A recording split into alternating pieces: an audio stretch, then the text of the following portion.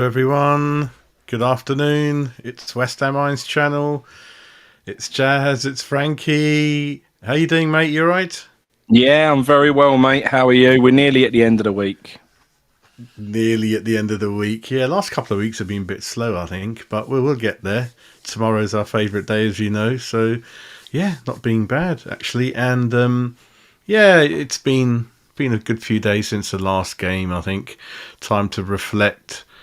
And obviously, this show it kind of we're not feeling any better really, and in between, I suppose, it's just a bit of anger in the background, isn't it? You watch the game, and it's just the same old, really. Results, performances, and yeah, some people are happy with the odd points here and there, but generally speaking, it's not really improving on the pitch. I mean, I haven't seen anything to jump out my chair or any bit of skill or smashing goal from 30 yards or anything like that. That's made me really excited.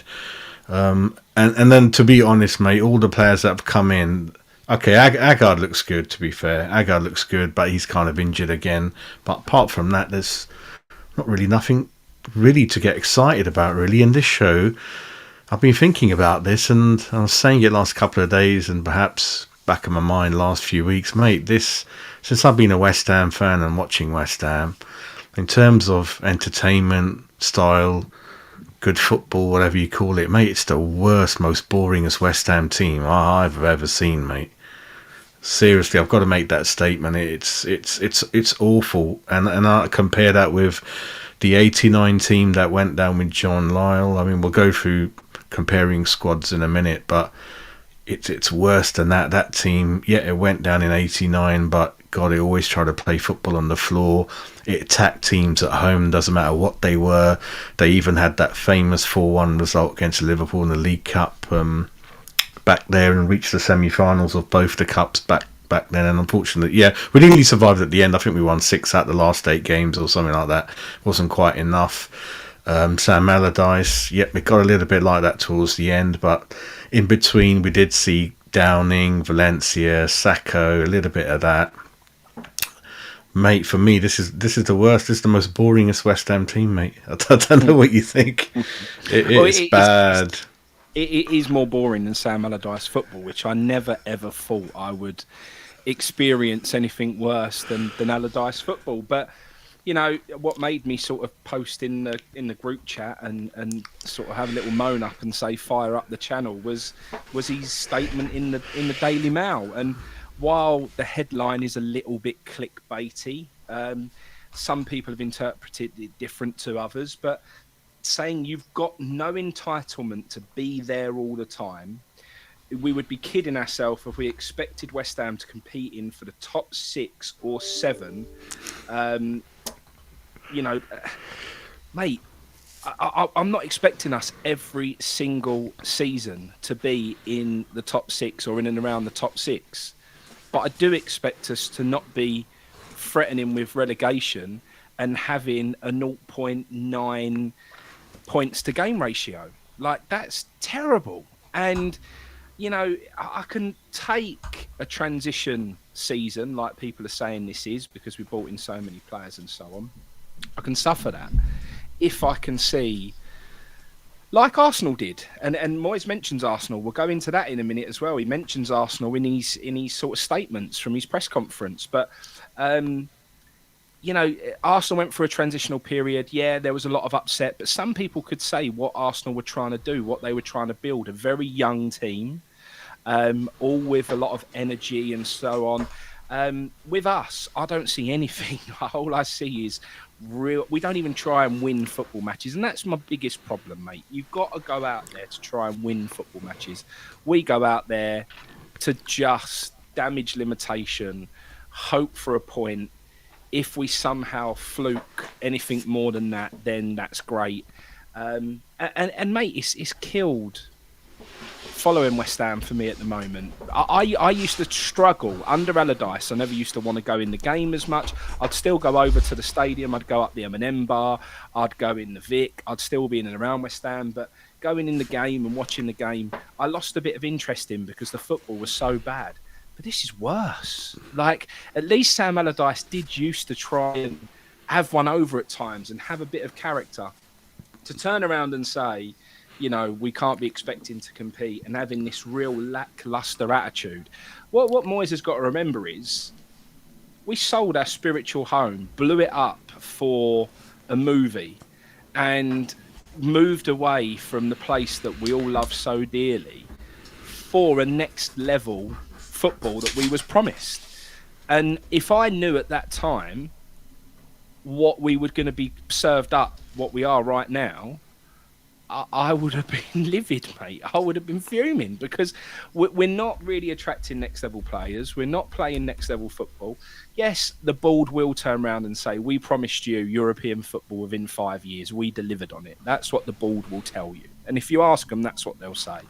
And that's fair enough. You know, they, on paper, that is what they managed to achieve. But for me, it's a funny old one, mate. It all came around through COVID, through unusual times, and now everything's settled down again, and we're seeing sort of, you know, a true season off the back of a fortune being spent to not even attempt to win a football match. For me, is just criminal, mate, and certainly isn't what I want to be spending my money going and watching every week. Yeah, I agree with you, mate. I think I remember when, we were really struggling. I mean, we've been struggling for about a year and a bit now anyway, but I remember his comments at the beginning of the season were that it was kind of taking the mick out of the club and the fans, saying, you don't know how lucky you are, what we've been doing the last couple of years. But then, like you said, we haven't won anything. And instead of thinking that, we got to the semi-final and we lost and let's celebrate that, I'm really fuming that we didn't kick on, that we didn't sign players in 3-4 windows. That would have meant, I reckon we would have pipped Chelsea, mate, got into the Champions League. And if someone said in front of Champions League, you've got Rangers and Eintracht Frankfurt, you would have said, wow, really? And just didn't make the most of it. And then the mistakes that Creswell made, I took out my anger on him a lot, and I still haven't really forgiven him. And I don't blame him. He just should not have been on that pitch, mate, in the semi-final. We should have bought someone in the winter, got a younger left back in, and it would have been fine. And it's always those moments, Frankie, that why the same teams always win things, always in the top four. It's because they build and build and build. And you even kind of saw it kind of yesterday's game, Man City's squad, and why it's critical, mate. And Moyes just kept saying, no, I've got my squad. I like a sort of, I don't like the squad to be too big. I'm happy with what I've got. We don't need anything. But when it comes down to the business end of the season, which is kind of starting in March onwards, that's when the squad, the meaning of squad, really kicks in, mate. We all remember Origi sitting on Liverpool's bench all year, but when it came down to the last 6 games, he'd come off the bench because they've got an injury or they had to rest someone because they're in another cup, and you'd score. And that meant, and you look at the table, and more often than not, the same teams, top 4, they get there by a few points here and there, mate. And but he just doesn't. He hasn't won anything, has he? And I don't know what's in his mentality, mate. I don't know if he hasn't got any confidence in his own ability to go higher up the table. But I don't understand why, Frankie, because he has beaten all of them apart from Arsenal in his time. He's beaten all of them, mate, and I don't know why. I don't know how he's going to set up at Spurs. I think I kind of know, but again, it'll surprise me if he goes down that same avenue again. Exactly what he'll do, mate. He will. He'll set up his arrows because he stumbled across something again, isn't he? You know, he stumbled across what got us the relative better seasons, and then it's gone to pot. He's now stumbled across this situation where we've got this formation that suits the wing backs, which any good manager should have seen that Emerson was an out-and-out wing-back, not a full-back. You know, Soufal thrives when his defensive duties are taken out of the way and he can just bomb up and down the line with freedom. So that's why Soufal's form has improved. You know, it is frustrating. And I know people will say we're moaning and stuff, right? And I know people will say we're being negative. All I want to see is a bit of winning mentality. I want to see somebody who believes in West Ham United. What gets me is it's almost like there's this thing at the moment with the whole club that let's not put pressure on, you know, let's play everything down, you know, let's just play down the fact that, and that's what we do. Even with the big games, we play them down. At the weekend, you know, Moyes come out, I hope we can give Chelsea a game. Hope you can give them a game. I want a manager who's standing there going, they're not very good right now. We are showing improvements. We're going to come out here and get right in their faces. At home, we're going to have the crowd right behind us. We need everyone to get behind West Ham, and we're going to try and win this football match. That's what I want to hear. I don't want to hear, oh, I hope we can give them a game. It's the wrong mentality completely. You know, if you've got good players and big players that are winners, they will get disillusioned and want to get out of the football club as fast as they can with that type of mentality. And I think while we had a relatively average team where we had players that had been brought up into the Premier League in Bowen, Czech players brought over from the Czech League, thriving at a chance to play in the Premier League, that sort of mentality, take the pressure off, is okay. Now we've got big players in there who are proper players who want to win things, like Paquetas, like Skamakas, you know. They don't want a manager giving them that drivel. They want a manager who's standing there going, we can win things. We can get out there and attack teams and win football matches. And all of this, you know, what I struggle with as well, and this whole mentality of Declan Rice has got to leave to get Champions League football. What happened to the days when you would knuckle down and try and bring Champions League football to the team that you're playing for? Get out there and try and, you know, you're a world-class player. We were promised that we could get into European football. We supposedly got to this European semi-final. So if we are this good team that you're all making out, why can't we get into the Champions League? You know, I'd rather you see and believe in West Ham than just think, do you know what, it's easier if I just flip over to someone else who's already there. I struggle with it massively. And Moyes then goes on to say about, look at sides like Newcastle, Brighton and Fulham. That's why we can't be in the top 6 or 7 this year, because those teams are doing so much better. Well, if it's the normal top 6 and then you've got Newcastle, Brighton and Fulham added into that, then we should be 10th. But we're not. We're hanging over the relegation zone. You can't come out and say the reason we are not in the top 6, 7 battle this season is because 3 teams in Newcastle, Brighton and Fulham are doing so well this season. Because if you take that into consideration and say, fine, Moyes, we can't compete for the top 7 because there's 3 extra sides who are doing fantastically well this year, then we better be mid-table. We're not. We're under a point per game in terms of ratio, and we're hanging over the relegation zone. It's just not good enough, and I genuinely believe it stems from this weak-minded mentality. When Trevor Brooking come in as being a West Ham manager for the small periods that he has, what I loved about him is that he could stand there and say, right, nobody here tell me you can't win things as a West Ham player, because I've done it. And he can point to the picture on the wall and go, look, I won that trophy with West Ham. You know, and nobody could argue with him because he's won the trophy with West Ham. That's what I want to see. I want to see somebody on that touchline who stands there and says, we're West Ham United. We can take a game to anyone. We're good enough to play against anyone. And that's the attitude that I want to see. I don't want to see this defeatist, terrible attitude of, oh, you can't expect success every season. Why not? Why can't we expect success every season? Why can't we be up there? And if we're not, if we have a bit of a transition season because we bring in new players, then we'll hang around mid-table, and that's fine. But not under a point per game, mate. Not hovering over relegation. That's not what we should be delivering. I think, I mean, I don't know what people think of Sean Dyche, but he certainly has shown the passion on the touchline you want to see from managers. And going back to Trevor Brooking, mate, I'll never forget when, I think it was the Kenya winner against Chelsea. You should see, because you've always seen Brooking as the gentleman, the calm guy, never swears. But on that, when he was manager, mate, he was kicking every ball. He was, you know, passionate like us we are on the stand. And when that goal went in, anyone try to find that footage on YouTube if you can. And I think a few F and W words came out of Brooking's mouth, because that and I looked at him and I thought, I would go to war for you, mate. You know, it's just David Moyes. I mean, tell me, does he inspire you? Would he inspire you? Would he motivate you, mate? Would you go to war for him? And you can tell, Frankie, how many early goals have we scored when you're straight out the dressing room and after 2 minutes we're 1-0 down? That is everything you want to see. I don't see anything from him. I don't see anything from the backroom team, mate. And I know the players ain't playing for him. I know that for a fact, mate. As soon as he goes, we'll be okay, mate. I think we got okay squad. I don't agree with all the signings, having seen how they're performing now and the roles that they've got. But I had a quick look at the 2005 Everton squad that finished fourth, mate. That was the highest position he done for them. He finished fifth a couple of times, usually 7 and 8.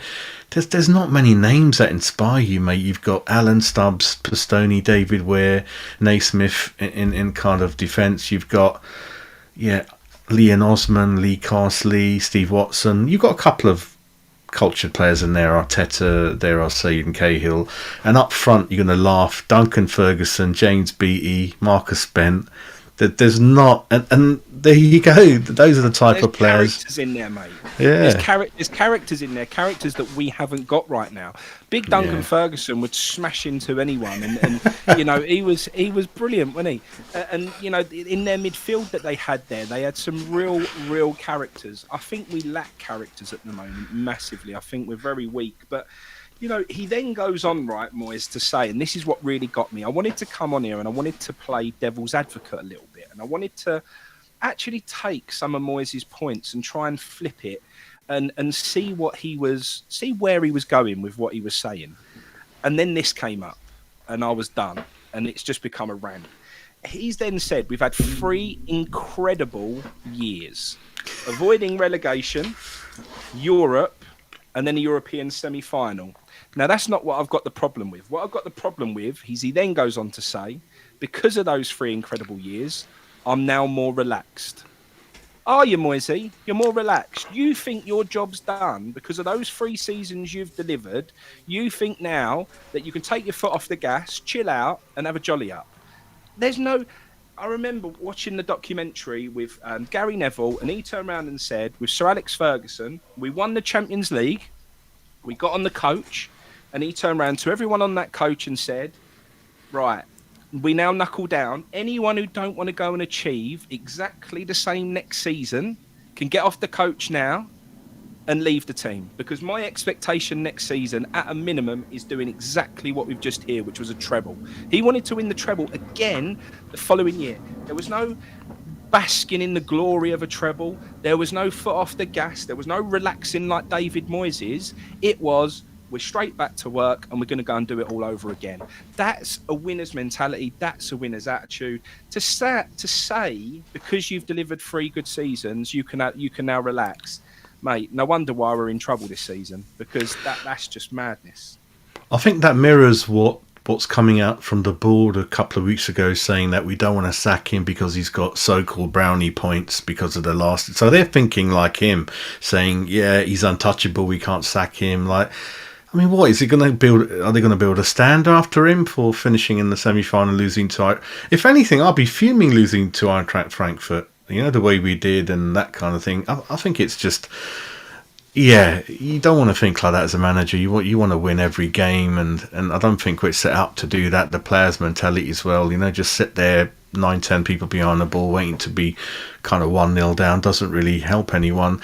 Adam, the architect, hope you're fine, mate. I don't know if you've had time to look into Mr. Simon Jordan, who always winds up people every day and kind of investments. And I think this story developed yesterday where there's a millionaire who's looking to put $3.5 billion on the table for Spurs. They want more money. Now Spurs are saying we're not for sale. He's given West Ham a valuation of 800 million. God, that's the last thing Sullivan wanted to hear. He'll be all happy now, mate. But and also, I think Lee Clayton has said something like that. We are bigger than you think. And Simon Jordan is saying that Chelsea and West Ham once upon a time were kind of on par with each other. I remember that when I was at school, and he said they've kind of gone away a bit. Spurs are a bit higher, but then it's kind of because of the ground, isn't it? Mate, Spurs ground, they own it, and all the money coming in training ground. Yeah, I've been having a back and forth on Twitter all afternoon with somebody, and in good spirit, that he sees things differently to me, and we've had a back and forth, but not in a way that we're knocking each other or getting nasty with each other or funny with each other. We've just put our points across, and this is the biggest problem we've got. Our 800 million valuation is based on a future event that may or may not happen. We may own the stadium, We may own some of the land, we may not. If we do, then the club is worth 800 million. If we don't, the club isn't worth anywhere near 800 million. Spurs have the greatest asset in English football, which is their stadium. It will make them absolute fortunes and make them totally self-sustainable with the revenue that that stadium generates in NFL games, boxing events, concerts, daily things that are going on. They've got the thing where you can walk over the top of it and all that. It basically earns money every single day. Now, they grew, I can't remember what the exact stat was, but I think they grew something like 44% in revenue from the previous year to this year. So it's a nice jump in revenue, but that was down to COVID, because even COVID didn't have ticket sales. So there was a big jump in ticket sales and so on. But the point is, you know, that the revenue that stadium will generate, it hasn't actually generated it yet.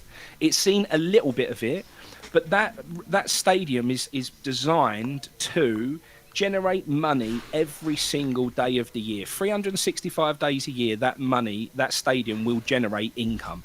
And they've got exhibitions that are coming up there. They've got so much going on. And if you see the plan for this year, because the reason that I know about this is because my friend is hosting an event there, quite a big event.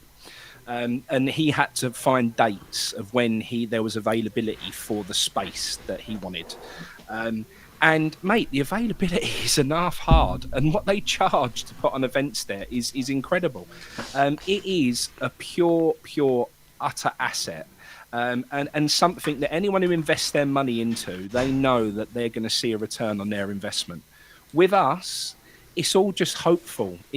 And don't get me wrong, if you're brave enough to take that risk, and we do end up owning it, and we do end up owning some of the land, and the deal goes through how it should do, I totally agree that West Ham will be a better investment monetary-wise than what Tottenham would be if you wanted to put up that 4 billion or whatever it's going to need you to get into Tottenham.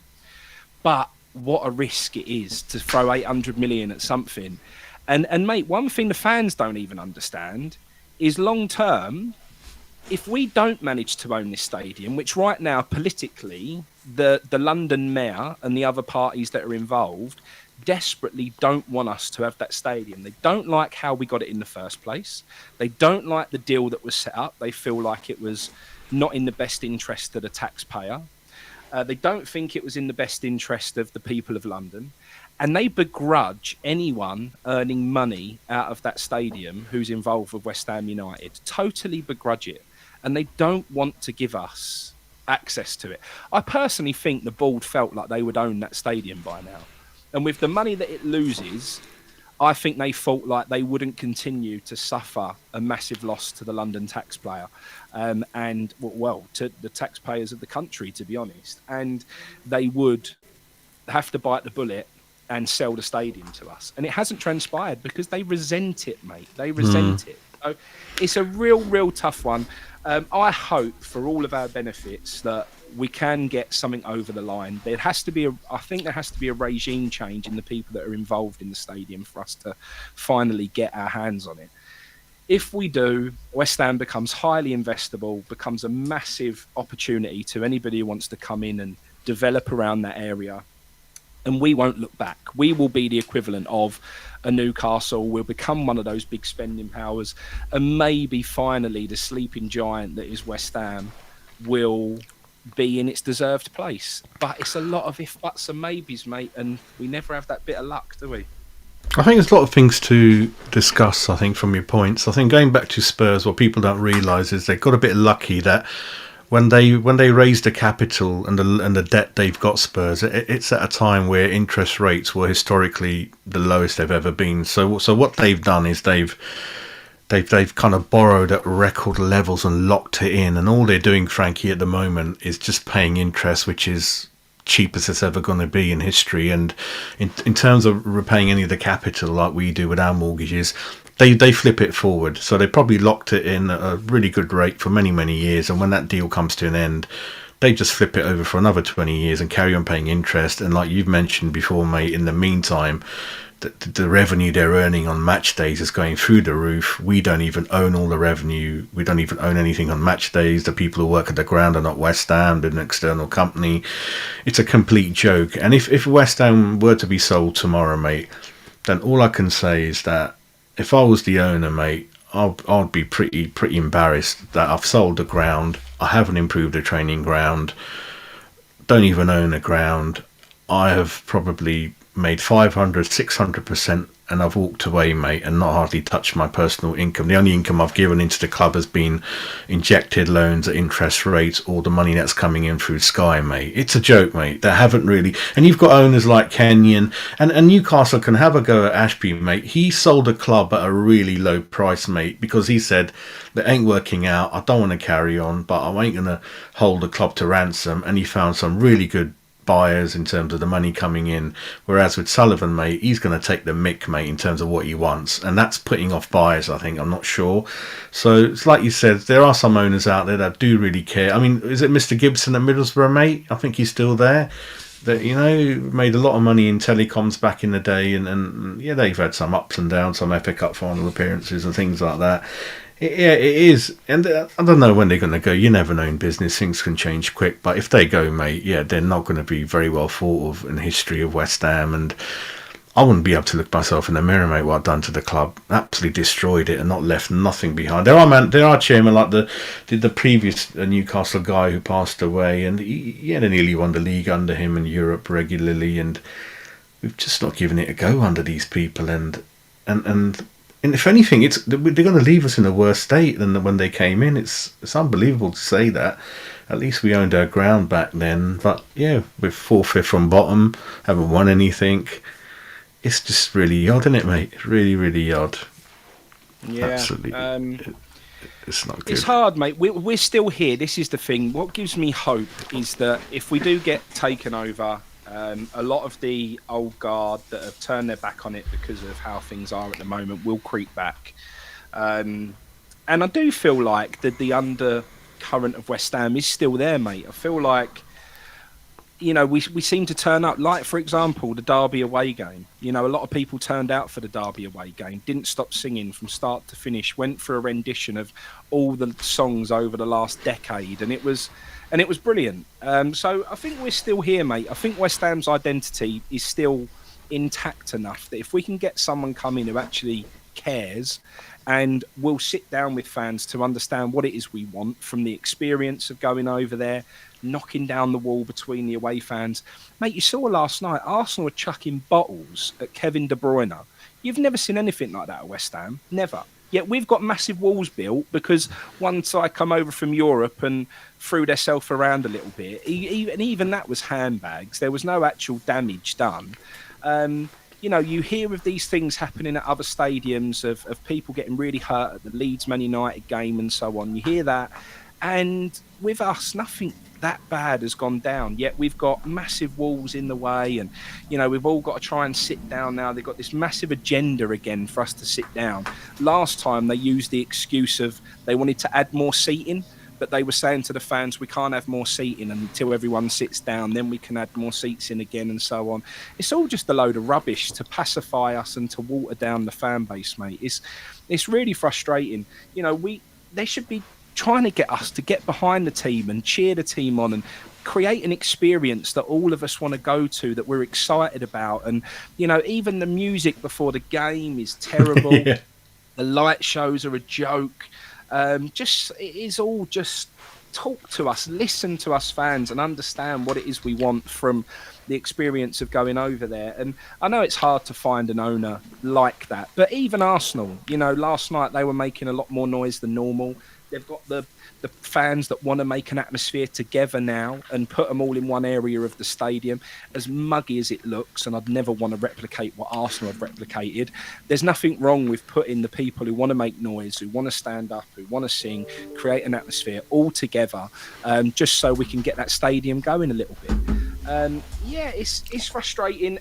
You know, we know we're always going to have a bit better atmosphere when we're winning football matches, because that naturally creates that, because you're all in a feel-good feeling. You know, winning helps a lot. But we never used to have to be winning to create an atmosphere, mate. We used to be able to do it no matter what. We'd always be behind the team. I remember, Yeah. Bolton away, 5-0 down, doing the conga up and down the aisles and all that. West Ham was always behind the team. And I think a real good example of that was the Frankfurt game at the London Stadium. After we went 1-0 down, I didn't hear another song sung from start. And in the old days, that would have been rocking from start to finish. Even if we were 3-0 down, we would have been right behind the team, singing and making noise and cheering the side on and try and get us back in the game. That atmosphere in that semi-final was it was terrible. It was dead, mate. It was awful. And it is because of what they're creating over there. It's a bit of a shame. But Moyes turned around as well and said, we probably don't have the spending power of the other teams in the league. This is in this press conference he's done again. So what we need to do is we need to identify players early and work them into the team. Mate, I've seen no example or evidence of this anywhere. He's saying that's what we need, but we do the complete opposite. Yeah, it's common sense. For me, mate, just the whole thing of what he put out today was contradicting. It was just the wrong mentality, I feel, for what West Ham need as a mentality to go and try and achieve things. It's a shame, but the only thing that's given me a little bit of hope is we're probably now, what are we? So we're a week away from getting the draw for the next European conference, mate. I'm looking forward to that, and hopefully that can spark a bit of life into us again. And although last time that killed the home atmospheres because everyone was worried about Europe and didn't care about the Premier League fixtures, so I hope it doesn't have that effect. But I am really hoping we find a little bit of something from that, and it gets a bit of enthusiasm in everyone again. Yeah, it'll be an evening game. I think I got my ticket for the home game. I think a couple of the boys are coming along. Going back to Duncan Ferguson, he got burgled, Frankie, and he kind of got hold of the burglars, both of them, and he was holding on to them till the police came back. It's such a funny story. And then he had another fight, and he ended up in prison when he played for Rangers. And then there's a goal he scores with a football and the opposing defender. They both end up in the net together. It's Duncan is Duncan, mate. I don't know if Frankie knows this. I know he follows boxing a bit. I don't know. However, I don't know the exact figure. But what I heard was that I couldn't believe this because I was listening to a podcast with Eddie Hearn the other night. He's trying to get a fight for Taylor at the stadium in Ireland, and they want 1.9 million to host the event there. But he was saying at Wembley it's only 400,000. So he was saying that's the difference between the two. So the 10 men just said it's 500,000 to hire Wembley. So I listened to exactly the same interview. So you'd expect it to be in line with that as another stadium in the same country. You'd expect it to be a similar sort of amount, I would have thought. I'm not an expert like perhaps yourself, but I can't see anytime soon Joshua having the balls to fight Tyson Fury anytime soon, mate. I think he's fighting two people that are not really up to it, or I don't know what I can't see it, mate. I can't see him facing him at the moment. He needs, he's been out for a long time, mate. He needs to get back in the swing of things again, to be honest. And what he needs is confidence. He needs a couple of easy rollovers to get himself back into that. But what I've heard is Fury is looking like he's not going to fight Usyk next, and he might do a Deontay Wilder fight 4, which is not something that I'm interested in one little bit. 3 was too much. 2 was about right. 3 was one too many. So to go for a 4th one is just like totally pointless, mate. Yeah, I think so. But I'd like to see the fight. And to be fair, Tyson Fury's he's quite confident in his own ability, rightly so, and wants to face him. But Joshua, I think perhaps the hunger's not there anymore. I don't know. He's financially but he's a big draw, isn't he, Frankie? He's a big draw, Joshua. The money, if you fight him, you're going to get the receipts coming in, mate. If I have a look at the 80-89 team that went down, mate, they went down because John Lahr didn't replace them. They were still the same players he had for a decade. It did have the emerging Julian Dixon there, Steve Potts. Wardy's still in there. Liam Brady, bit Incy, obviously we know what happened to him. He's gone, but I think the team's okay, mate. As we get an attacking coach coming in, I mean, I still got to look into it. I think there's a young coach at Feyenoord that 50 shots on goal last week, top of the table. Got into the one of the European finals, was it conference final last year and lost, I think. So there are managers out there. West Brom manager, he's just signed a 4-year deal. A lot of people like him. Leeds wanted him, it hasn't worked out. Just need a really good attacking coach that can provide confidence to the players and fans. But the fans will always be there, Frankie. They're always loyal. I mean, try getting an away ticket any of our games. It's very, very hard. It goes. I mean, those points that they use. It's often you need 42, 40, I think at least to be considered. I don't know how that compares to other teams, and that's considering how long we haven't won anything.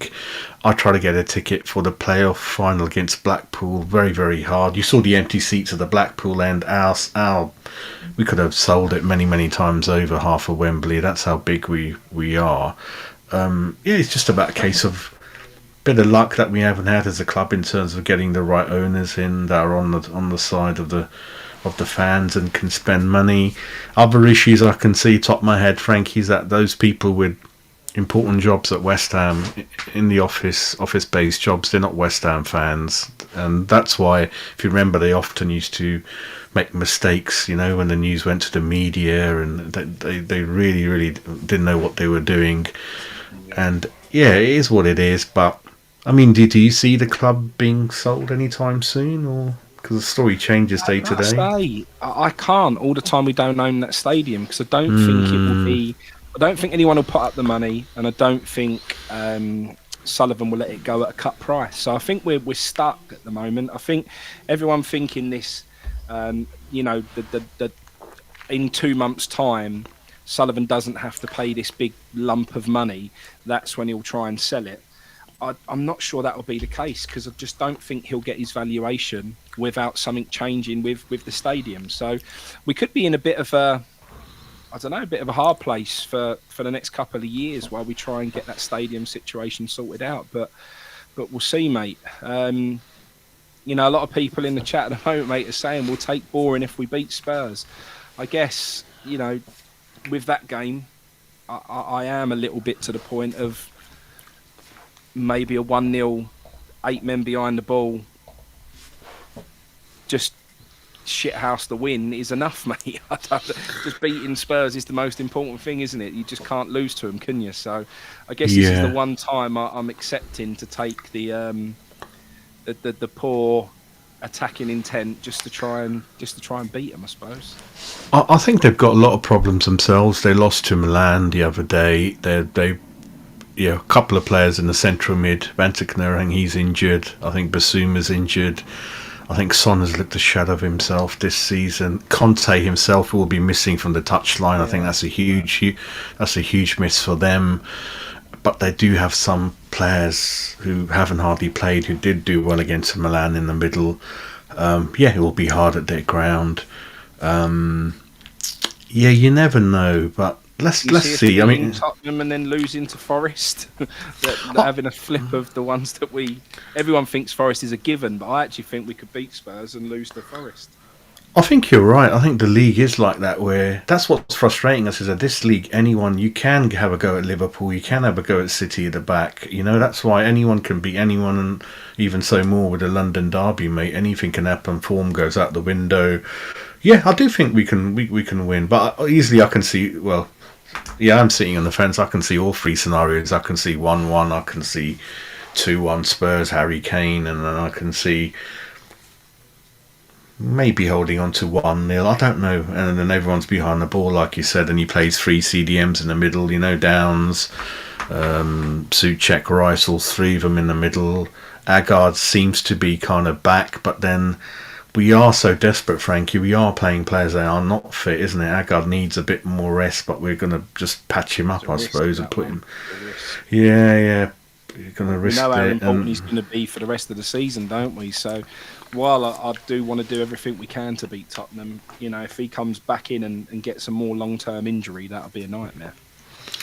It is. And Steve, this match, the famous FA Cup 4-0 defeat at Villa Park, I do remember that. I was at school, sixth form then, walking back. I watched it on the Sunday, and I get jealous because, on some podcasts you do hear stories of fans who, on that Sunday, it was a nice sunny day, mate, and West Ham have a lot of history with Villa Park, having won in 80 against Everton, and then imagine that, Frankie. You hire those mini vans where 8 people can sit in it.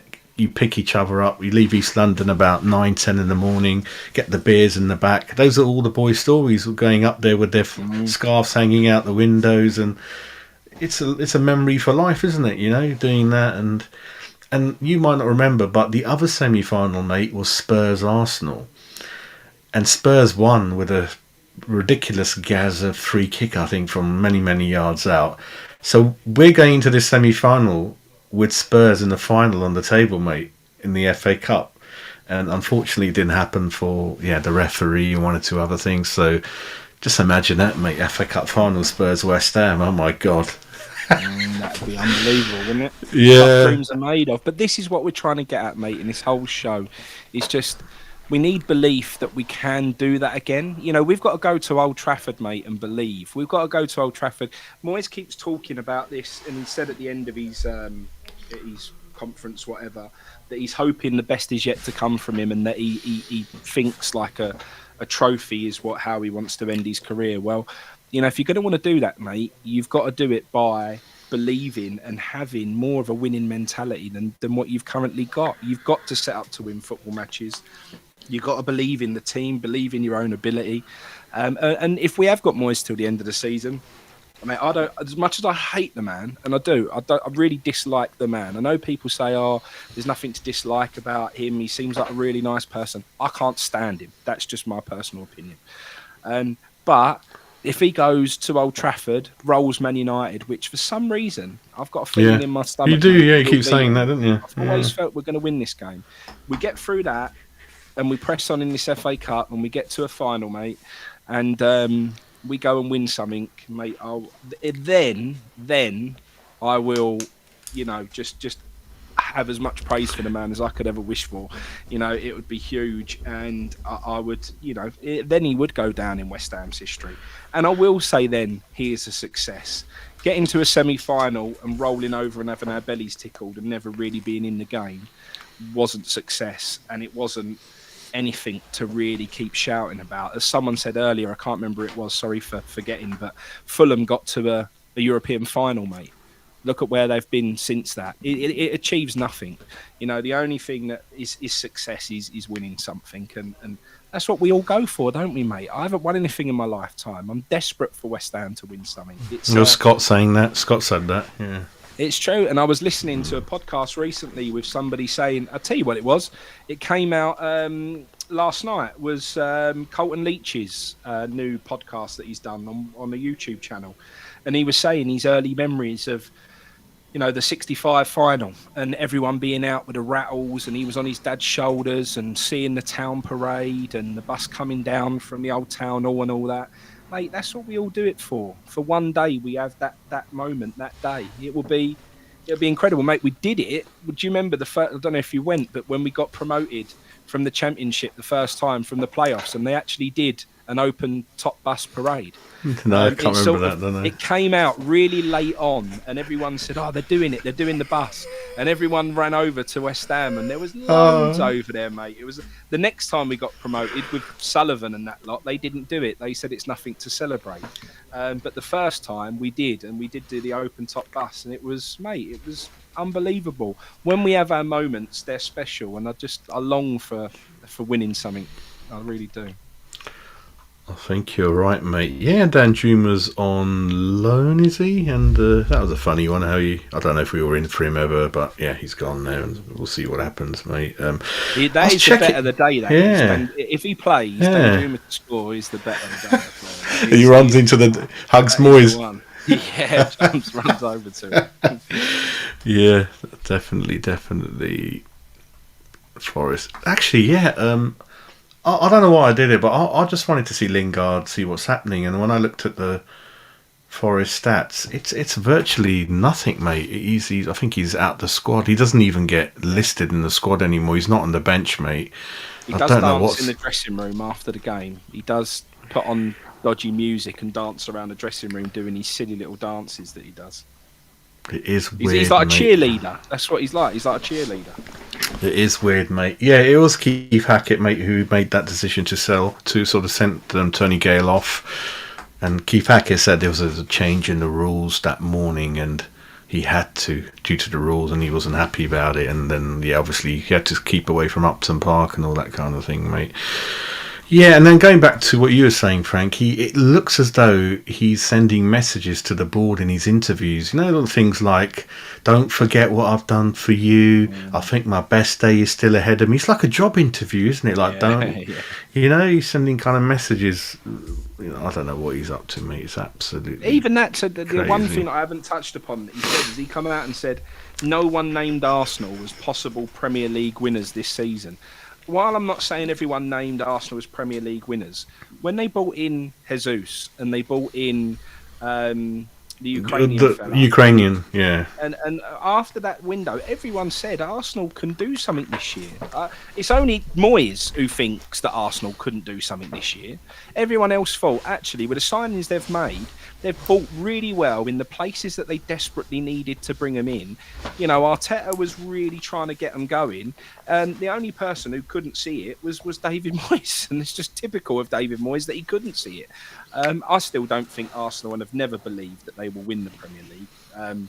I just don't think they've quite got enough. But and I'm so glad they got beat last night. But it's just another example of David Moyes not seeing what's needed to make you a good football team. You know, everyone I think who knows or you know who saw what Arsenal had brought in felt like they were going to have a good year.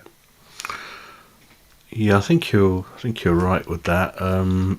You're right, Steve. I mean, people don't remember the people who finished second or losing the final, mate. So semi-finals, no one's going to remember a semi-final defeat. You're absolutely right there, mate. Yep, Steve, you are lucky. You've seen a couple of cup finals, mate. Apart from that, mate, Cornet, we don't know what's going on with Cornet, everyone.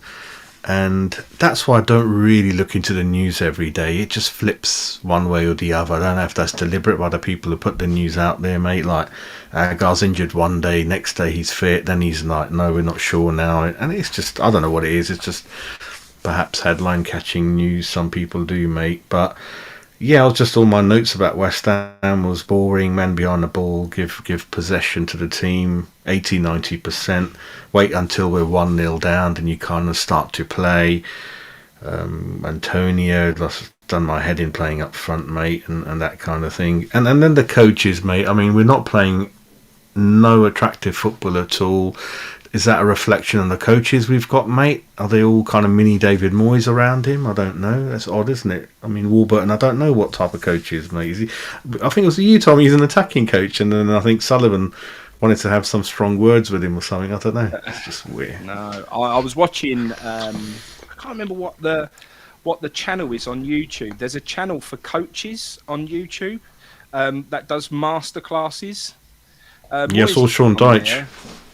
So I watched the Sean Dyche one. I watched that, and then I watched Warburton's one.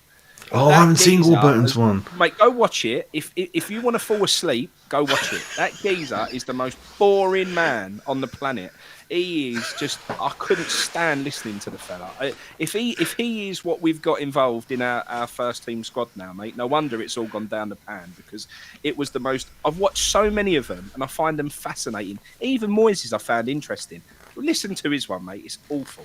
Absolutely. I'm surprised they would invite him to the show, because other people are prominent managers. I didn't think he's on the level that you would bring him on anyway. But then you call him boring. You put him next to David Moyes, mate. I'd shoot myself in the head in dressing room. You know me, I'd come in plastered with rum. I'm like, listening to you lot. I'm just getting mashed in the corner, mate. This is a joke. It's just ridiculous, mate. But yeah, the sooner the new manager comes in, and I'll be so happy and excited in that first press conference about the ideas and the players, and they'll have a bit of a extra step, you know, that's what I'm waiting for. It's just a slow death, mate, day by day. It's painful, mate, isn't it? Absolutely painful. The other thing I saw, just going sort of off the road tangent, is that some of the shirts from last season are on sale at the club shop, but there's no sizes for you and me, Frank. You're like small and all these weird Well, I've ones got out. one of I've got Declan Rice's here actually. I've got one of the shirts that he wore in one of the matches, mate. He's so slate. I just can't believe how skinny the shirt is. I know they're obviously athletes in the Premier League and ain't got an ounce of fat on them, but I was shocked. He's got a medium, but mate, it's so slim, so slim. Yeah, I've never actually sort of had a real match day shirt in my hand, but I'm very interested to see the quality of what we wear on the streets and what they wear in the matches. I've been told it's a very different quality. Yeah, there's not massive differences. This is one which is signed up. It's got all the business on it. If you want it, mate, I'll send it to you. Send me your address. I'll post it down to you. I've bloody got so many things I can't even put them on the wall anymore, mate. But hopefully the sweat stains are still in there. That's what it's all about. In the old days, would have been a few blood bits in there, mate. That's what it's about. Character, that mate. Character. Right, we're nearly up to the hour, but we were just confirming. But I forgot what you said. Do you agree that this is the most boring team since you've been following? Is it for you the most boringest team? Yeah, without any question. Right. I struggle with it at the moment, mate. It's like I say, we always had a bit of character. Even we had a bad team, we had a bit of character. Even the poor teams had something about them. I'm struggling at the moment just with the way we. I just don't believe, other than Man United, for whatever reason, I've got that gut feeling we beat Man United in the cup, but I just don't believe we ever win games anymore against the big teams, mate. And I always used to fancy us. I always used to think we'd go and upset people and do something that people didn't believe we could do. Steve put there, Jazz, what's your and Frankie's opinion Sunday if Benrahma is dropped? Put Antonio on the left wing. Yeah, sorry, I did miss. Yeah, I did miss that. Let's have a look at that. Benrahma, always splits the fan base. Right, Aki. If Benrahma... I didn't think, Steve, that Antonio is left-footed or left wing. I thought he can only play in that Bowen role behind, one or the other. That's what I thought, mate. Skamaka is still not ready, which is a shame. I really wanted to see him fully fit against Spurs. For me, it would be... Yeah, you've got to put Ings in there somewhere, and Ings and Antonio together. I don't know. Is Fornell's going to come back in?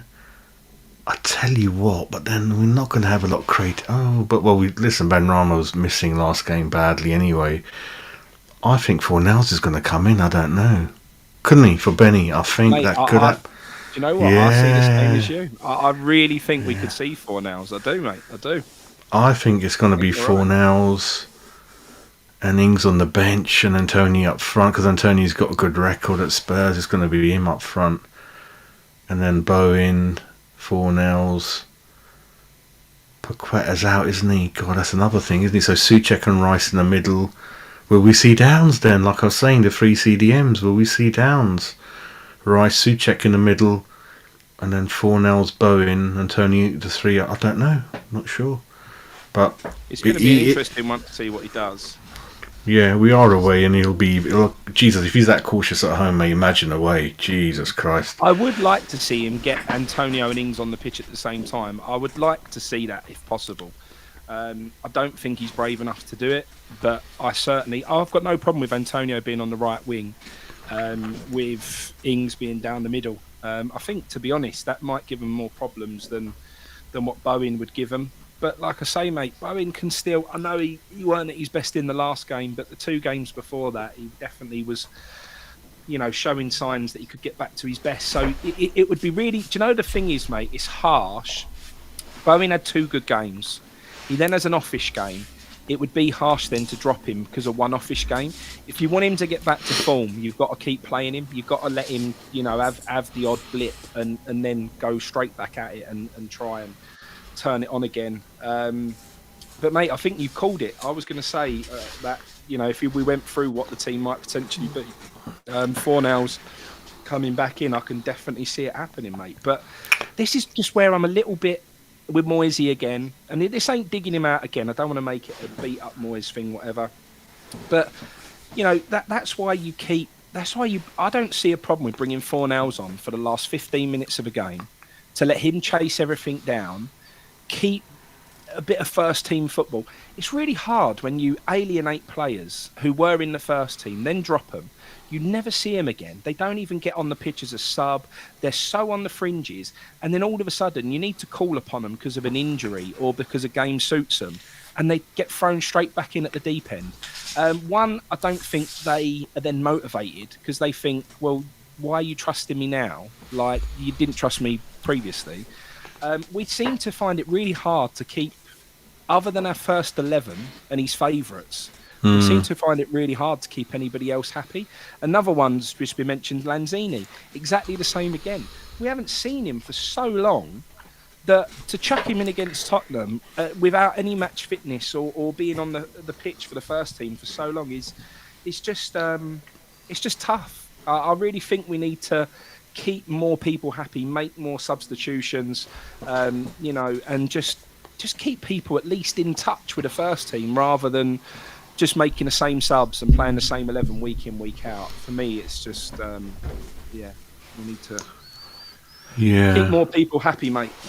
I think Lanzini's still only 29, I think, when I last checked, so he's not as old as some people think. Yeah, he got good record against Spurs. I remember him scoring from a penalty once or twice, and then that long range famous equaliser. I remember that. Where were you when it was 3-3? Lanzini scored. Where were you? COVID, weren't it, mate? It was COVID. So I was indoors, and it was free. And then I saw us getting back. I then turned the game on. He then buried that winner, and I just run straight out the door and went down to the pub. And we knew a pub that was open, even though it was COVID times. It was just starting to open up back then. You had to have certain distancing and hand sanitisation, and you check in and blah blah blah. But I run straight down the pub, mate, and celebrated like we'd won. It was some goal, wasn't it? I think my son went upstairs, mate, halfway through the game, and he's like, I've had enough. I carried on watching it, and then, oh my God.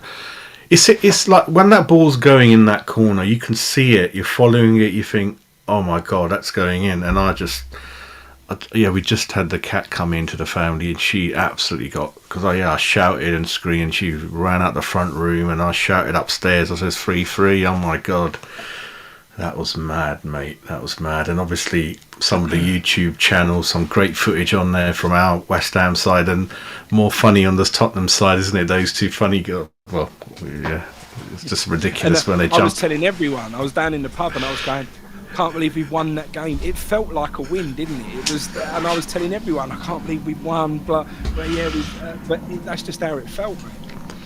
Top of my head, I think wasn't it Antonio after half time? He missed an unbelievable chance. We missed an unbelievable chance earlier on in the game, and we could have. You never know, they mate. Did as well, if you remember. Gareth Bale had the opportunity to kill the game off, and he fluffed it completely, didn't he?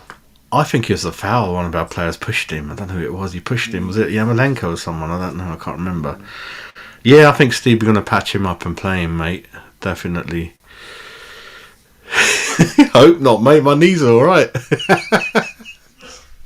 My knees are all right, mate. But yeah, it's a good show, and I think looking at the chat, the comments, it's good to see people. Even though I don't mind people having different opinion. I think a lot of people are thinking like us, mate. And my dad, again, similar to your dad, he's like, this is the worst team. My dad's often has a few, and he's like, I want to kill Moyes, and he's like, if I ever see him and things. He gets really in. Mate, you can say it's negative. You can say we're moaning. All I want is West Ham to be the best West Ham that we can be. I just want to see us get back to a winning mindset, a winning mentality. And I want us to have that character that we believe we can go out and win football matches again. And at the moment, we don't even attempt to win football matches. And that's the problem I've got. I think it's a whole mentality thing, not just from Moyes, but the whole club. I feel like we need a massive change in. I just want us to be that, develop a little bit of that arrogance and a little bit of, I don't know, just a bit of fight, and just a team that can really believe that even if we're going to Old Trafford, you feel like we're going to win.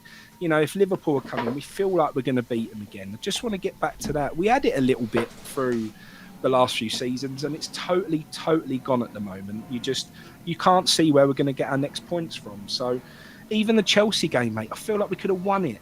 Even against Newcastle, I feel like we could win that game. I really believe we could have won both of those football matches. So I just want to get back to believing that we can win again, mate. That's it. You know, we're not asking a lot. Yeah, it's all about the way you set up and the mindset. I think, of course, you can win every game if you play to win, isn't it? I mean, we saw the Everton result at Arsenal 1-0. Who saw that coming, you know? And Everton, yeah, they faded away in the second half against Liverpool. But that's, you got to remember, they only brought in Deitch with a day to go, with the window shutting, and they couldn't bring anyone in. They did make a 40 million half-hearted bid for Gallagher, but I don't think he was ever going to go there.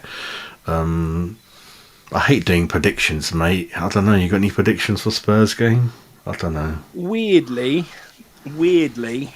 I feel like we may beat Spurs, like I said earlier, and lose to Forest. I just feel like everyone's feeling like Forest is a given, but Forest's form is really good, and they've made some good signings in the January transfer window. I really feel like Forest is going to be a tougher game than what everybody thinks it's going to be. And I can see us getting a surprise shock against Tottenham, a 1-0 win or something. And then we're then all looking forward to Saturday at 3 o'clock. And Nottingham Forest come down and spoil the party, mate.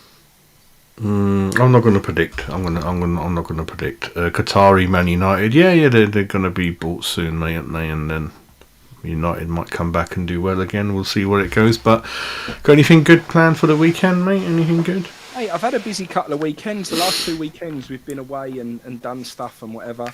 This weekend I haven't got any plans as such. So yeah, going to be a relatively quiet one this weekend, mate. I was looking for some football to go to, but West Ham are away, Charlton are away, Maidstone are away, Ebbsfleet are away. I'm really struggling for some football to watch this weekend, so I might have to save it for the Forest game, mate.